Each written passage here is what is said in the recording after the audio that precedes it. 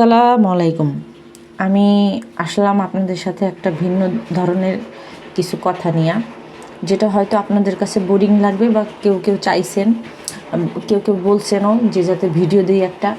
আমার সত্যি কথা বলতে রাজমিস্ত্রির ভাইরে নিয়ে বিন্দু পরিমাণ ইন্টারেস্টেড ছিলাম না যে ওরে নিয়ে কোনো ভিডিও বানাইতে, কিন্তু এখন যেটা হইতাছে, এখন যেটা করতেছে সেটা নিয়ে না কথা কইলে আমার মনে হবে যে আমি যাই না শুনে যে জিনিসটা নিয়ে চুপ করে থাকি, এটা আমার কাছে অন্যায় লাগবে। আমার নিজের মনের মধ্যে খচখচ খচখচ করবে, এমনিতে আমার মনটা অনেক খুঁচাই না আমার কেমন।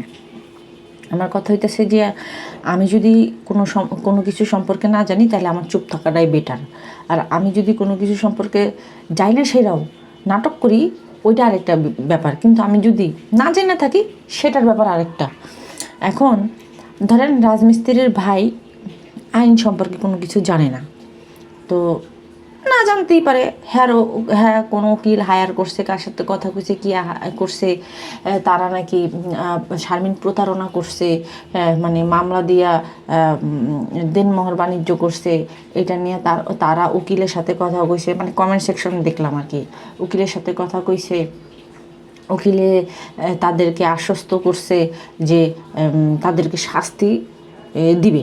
এখন আমি একটু জানতে চাই যে এটা কোন কোন কোর্টের উকিল বলছে, কোন উকিল বলছে। উকিল তো দুই রকমের হয়, এক বটতলার উকিল, এক বার কাউন্সিল থেকে পাশ করে যাওয়া উকিল। এখন যে বার কাউন্সিল থেকে পাশ করে গেছে সে তো কোনো দিন এই কথা বলবে না, কারণ কাবিন নামার 18 নম্বর কলামেই সব কিছু দেওয়া আছে। আমি আপনাদেরকে বলবো, সব কিছুই বলবো। আর যে বটতলার উকিল ওই বইয়ে থাকে, হ্যাঁ আসেন আপনারা মামলা জিতাই দিব, আসেন এই করে দেবো, আসেন হ্যাঁ এটা সেটা হ্যান ত্যান হাবিজাবি বকর চক্কর, এইগুলা কোনো উকিলের কাতারে পড়ে না। এমনও হয়েছে 30-40 বছর ধরে উকাল, মানে মানুষের কইছে আমি উকিল, কিন্তু টাউট বইলা যখন ধরা খাইছে তখন জনসম্মুখে মানুষ জুতার মালা পরাইছে। এরকম ধরনের ছবি কিন্তু সোশ্যাল মিডিয়াতে আমি দেখতে পারছি। এখন কথা হলো কি, রাজমিস্ত্রি হয় মনে করছে কি যে পরপর কয়েকটা হাঙ্গা করছে, পরে গিয়ে অত্যাচার করার পরে তো বউয়ের মধ্যে চলে গেছে, কাবির নামা টামা কোনো কিছু নেই বা দেনমোহর টেনমোহর কোনো কিছু নেই, একটা বাচ্চা পয়দা করছে করে চলে গেছে গা, কোনো কিছু পিছিয়ে তাকায় নেই। হ্যাঁ যান বাঁচানো আগে ফরজ, এর লিগে চলে গেছে।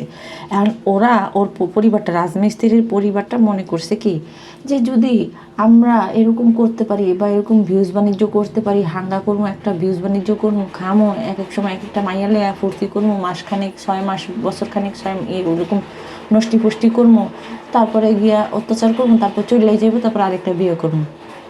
রাজমিস্ত্রি ওইটা ভাইবাই আবার হাঙ্গা করতে করতে শারমিন পর্যন্ত আসার ঠেকছে।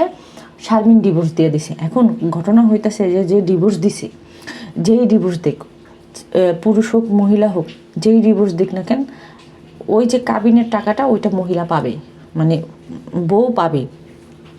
এখন তারা এটা এটা একটু তাদের কাছে একটু আনএক্সপেক্টেড হয়ে গেছে যে কিরে, কেউ তো কোনো সময় মামলা করে নাই, কেউ তো কোনো সময় করে নাই, তো এখন করছে, এখন আমরা গরু বেচা দেবো, খাসি বেচা দেবো, এই বেচা দেবো। তোরা কাবিনের টাকা কি বেচা দিবি না, তোর মারে বেচা দিবি না, তোর 14 গোষ্ঠীর তবু বোনের গরু বেচা দিবি, এটা তো ব্যাপার, কিন্তু কাবিনের টাকা যেটা ন্যায্য সেটা দিতে হবে। এখন আমি আমার যে চ্যানেলটা কী বলে ওভারডোজ 365-এ আমি যখন ভিডিও দিছি তখন আমি নিজেও জানতাম না, আসলে আইন সম্পর্কে না জানলে এটা কেউই জানে না। তো যাই হোক, আমি অনেক খোঁজাখুঁজি করলাম, খোঁজাখুঁজি করার পরে খুব সুন্দরভাবে আমি উত্তরগুলো পাইয়া গেছি। তো উত্তরগুলো কি আমি সেটা আপনাদের সাথে শেয়ার করবো। এখন ঘটনা হইতেছে যে শারমিনের ন্যায্যতার জন্য শারমিন মামলা করছে, কিন্তু ওই যে রাজমিস্ত্রির যে ভাই, যেটার কোনো দালাল আর কি, যেটার কোনো পরিচয় ছিল না, যেটার কোনো পূর্ব পরিচয় ছিল না, ওরা আমরা কেউই চিনি না, কারণ ওরা আমরা দেখিও নাই, হাঙ্গাতেও দেখি নাই, কোনোখানেই দেখি নাই। তো সেখানে উনি এখন ওইরা এসে জুইরা বসে একটা কথা কব, তাহলে তো সেটা তো হইব না। বা তুই আগে আইন সম্পর্কে জানবি, যাই না তারপরে তুই ঘ্যাও করতে আসবি। তো এক টপিক নিয়ে বারবার ভিডিও বানায়, এক টপিক নিয়ে ভিডিও বানানোর তো কোনো মানে নেই। তুই জানোস না, তুই না জানার মতো থাক। তুই 2টা ভিডিও বানাইছিস, ঠিক আছে, 10 লাখ টাকার মামলা দিছে, হিসেবে তো আরও মানহানির মামলাটাও করা দরকার ছিল, আমি যেটুকু মনে করি। কারণ যেইভাবে তোরা এতদিন ধরে, তোর ভাই যে কয়দিন ধইরা এরকম মানে ভিডিও বানাই গেছে, ভিডিও এই সেই কথা, আর অতীতে তো যেই জঘন্য জঘন্য কথা কইছে সেগুলো তো মনে করেন চ্যানেলের মধ্যে আছে। তো সব কিছু মিলায় দেনমোহনের টাকার জন্য যদি 10 লাখ টাকা মামলা করা হয়, তাহলে আমি মনে করি মানহানির মামলাতে পরিবারের বিরুদ্ধে 50 কোটি টাকার মামলা দেওয়া দরকার, আর নাইলে যাবজ্জীবন কারাদণ্ড করার দরকার। তো যাই হোক, আমি এখন আপনাদের সাথে ওই বিষয়টা নিয়েই করব, মানে শেয়ার করব যে শারমিন এটা কী করছে, ঠিক করছে না ভুল করছে। তো চলেন আমি আপনাদের সাথে বলি। তো তার আগে বলে নিই, আমি এই সোর্সটা যেখান থেকে পাইছি সেটা হইতেছে গিয়ে বাংলাদেশের স্বনামধন্য একটা পত্রপত্রিকার। আপনারা তো জানেন যে বাংলাদেশের স্বনামধন্য পত্রপত্রিকা কোনটা, বলতে হয় না, দুইটাই বেশি, তো তার মধ্যে একটা। তো চলেন আমি আপনাদেরকে একটু পইরা শোনাই, যেহেতু আমি স্ক্রিনে দিতে পারবো না, আমি আপনাদেরকে পইরা শোনাই। রেডি সবাই? আচ্ছা চলেন। লিখছে, যদি কোনো স্ত্রী বিবাহ বিচ্ছেদ চান তাহলে তার সেই অধিকার রয়েছে। কাবিননামার 18 নম্বর কলামটিতে যদি আপনার স্ত্রীকে তালাকের ক্ষমতা প্রদান করা হয়ে থাকে তাহলে তিনি সরাসরি আপনাকে তালাক দিতে পারেন। আর 18 নম্বর কলামে যদি কোনো ক্ষমতা না দেওয়া থাকে তাহলে আদালতে যেতে হয়। আপনার স্ত্রী যেহেতু আপনাকে ইতিমধ্যে তালাকের নোটিশ প্রদান করেছে, কাজেই ধরে নিচ্ছি কাবিননামাতে দেওয়া ক্ষমতা বলেই তিনি নোটিশটি দিয়েছেন। তালাক দেওয়ার বিষয়ে 1961 সালের মুসলিম পারিবারিক আইনে বলা হয়েছে, তালাক দিতে চাইলে যে কোনো পদ্ধতির তালাক ঘোষণার পর অন্য পক্ষ যে এলাকায় বসবাস করছেন সে এলাকার স্থানীয় ইউনিয়ন পরিষদের চেয়ারম্যান, পৌরসভার মেয়র, সিটি কর্পোরেশনের মেয়রকে লিখিতভাবে তালাকের নোটিশ দিতে হবে। সেই সঙ্গে তালাক গ্রহীতাকে ওই নোটিশের নকল প্রদান করতে হবে। চেয়ারম্যান বা মেয়রের কাছে যে তারিখে নোটিশ পৌঁছাবে সেদিন থেকে 90 দিন পর বিবাহ বিচ্ছেদ বা তালাক কার্যকর হয়ে থাকে। এই নোটিশ পাওয়ার পর 90 দিনের মধ্যে সালিসি পরিষদ গঠন করে সমঝোতার উদ্যোগ নেওয়া হয়ে থাকে। অনেকের মধ্যে একটি ভুল ধারণা রয়েছে যে স্ত্রী যদি স্বেচ্ছায় কিংবা আগে তালাকের নোটিশ পাঠান তাহলে দেনমোহর পরিশোধ করতে হবে না। এই ধারণা সঠিক না। স্ত্রী তালাক দিলেও তার মোহরানা পরিশোধ করতে হবে। তাকে দেনমোহর বাবদ কত টাকা দিতে হবে বা তিনি আপনার কাছ থেকে ভরণ পোষণ বাবদ কত টাকা পাবেন, কাবিননামা অনুযায়ী তার যা প্রাপ্য সেই টাকাই তিনি পাবেন। এছাড়া যদি স্ত্রীকে আগে কোনো ভরণ পোষণ না দেওয়া হয়, এ বকেয়া ভরণ পোষণ সহ ইদ্যৎকালীন তালাকের নোটিশ প্রদান থেকে তালাক কার্যকর হওয়া পর্যন্ত সময় ভরণ পোষণও প্রদান করতে হবে। যদি আপনার মনে হয় কাবিননামা জালিয়াতির মাধ্যমে তৈরি করা হয়েছে, সেক্ষেত্রে তার বিরুদ্ধে জাল কাবিননামা তৈরির জন্য প্রতারণা ও জালিয়াতির মামলা করতে পারেন। যদি কেউ মিথ্যা ও অবৈধ অর্থ লাভের আশায় জাল নিকাহনামা তৈরি করেন, সেক্ষেত্রে তার বিরুদ্ধে পেনাল কোডের 464/468/471/434 ধারায় মামলা করা যাবে। দণ্ডবিধির 465 ধারার জালিয়াতির শাস্তি সম্পর্কে বলা হয়েছে, যদি কোনো ব্যক্তি জালিয়াতি করেন তাহলে ওই ব্যক্তি 2 বছর পর্যন্ত সশ্রম বা বিনাশ্রম কারাদণ্ড সহ উভয় দণ্ডে দণ্ডিত হতে পারেন।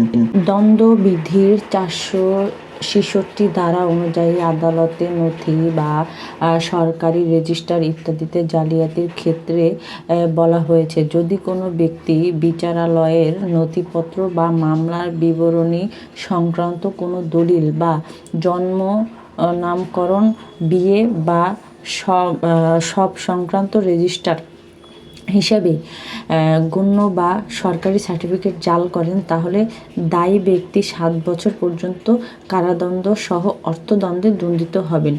এ অপরাধ জামিন যোগ্য নয়।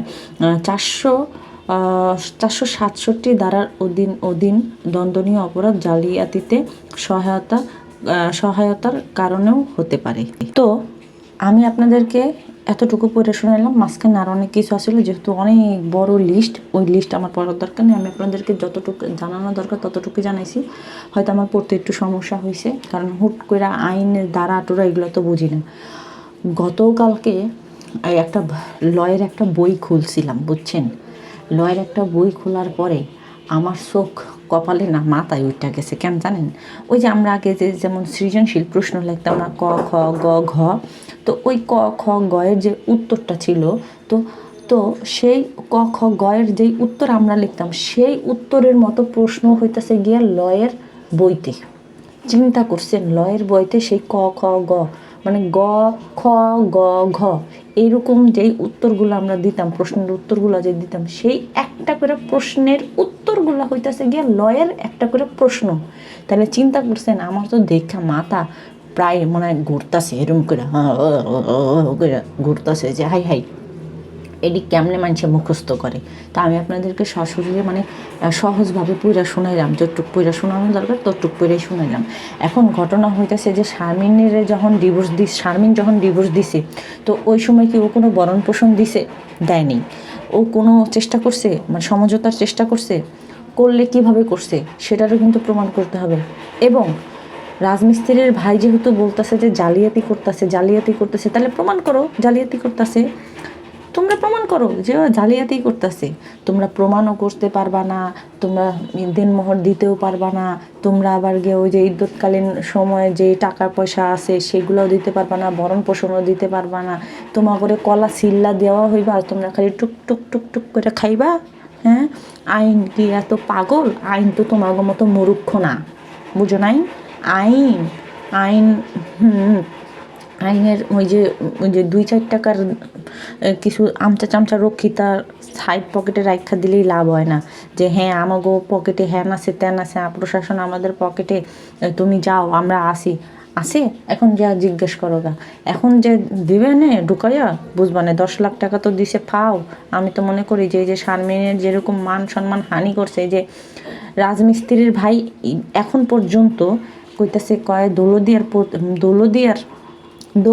পতিতার হইয়া বলে মানছে ইয়া করে, কি জানি কয়, দালালি করতেছে। তা দৌলদিয়ার পতিতার যদি হইয়া দালালি করে, তা দৌলদিয়ার পতিতার তো একটা লিগেল ওয়েতে তোমার করে বাস দিল, লিগেল ওয়েতে তোমার করে ধরলো। তা তোমরা ভদ্র সমাজের ভদ্র মানুষ, তা ভদ্র সমাজের ভদ্র মানুষ চিটারি বাটপারি জোচ্চুরি করো কেন? কয়দিন পর পর হাঙ্গা করো, এই হাঙ্গা এই এলাকায় যায়, হাঙ্গা ওই এলাকায় যায়, হাঙ্গা ওই এলাকায় যায়, হাঙ্গা। 2 দিন পরে কি করবে জানেন? এই যে আফসানা নামের যে মহিলাটারে হাঙ্গা করছে না, ওই মহিলাটা এসে গিয়া দেখেন, আমি বইলা নেই, ওই মহিলাটা আসছে শুধু চ্যানেল খোলার জন্য, নিজের ভাইরাল করার জন্য। ওই মহিলার একটা বাসার একটা মহিলা যদি মানে মা মেয়ে একলা থাকে যদি একটা ফ্ল্যাটে, তারপরেও তো ওই বাসাটা দেখতে গোছানো টোছানো থাকে।